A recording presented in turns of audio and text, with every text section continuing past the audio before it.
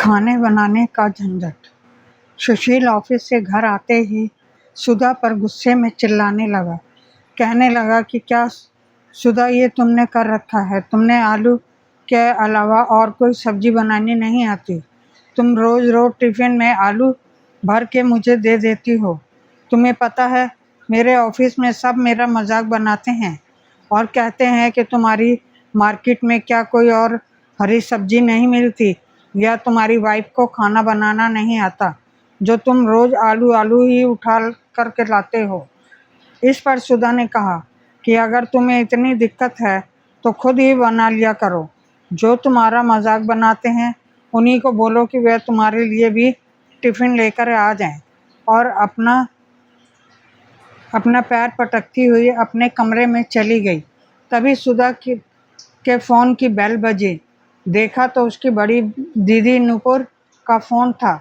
उसने सोचा अभी सुशील से बहस हुई है तो दीदी से सब कुछ बताना पड़ेगा, इसीलिए वह चुपचाप अपने कमरे में चली गई।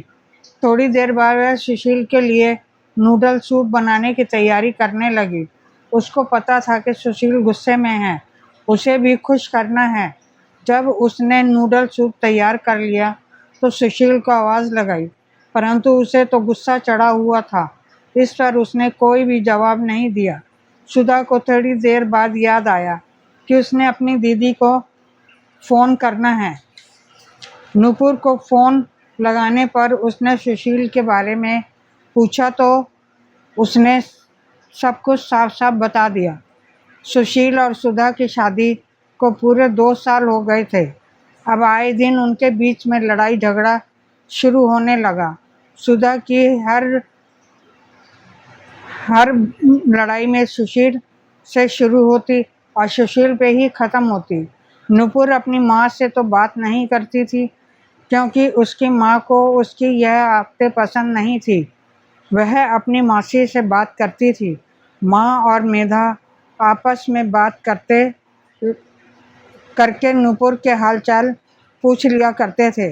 धीरे धीरे सुधा ने भी नूपुर से बातचीत करना बंद कर दिया और खाना खाने में सुशील को हमेशा आलू पोहा या पास्ता ही मिलने लगा।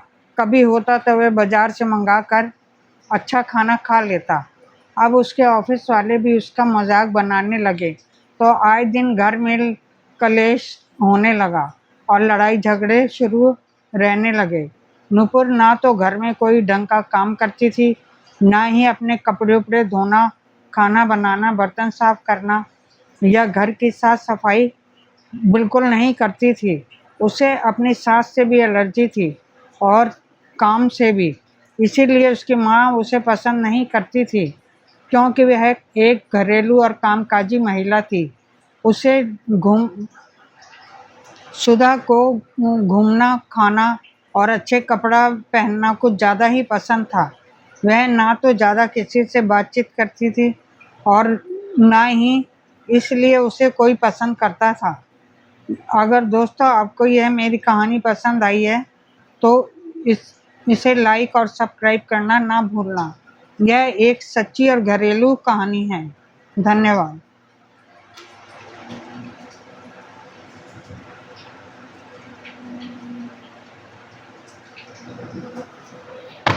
अरे काम चल रही।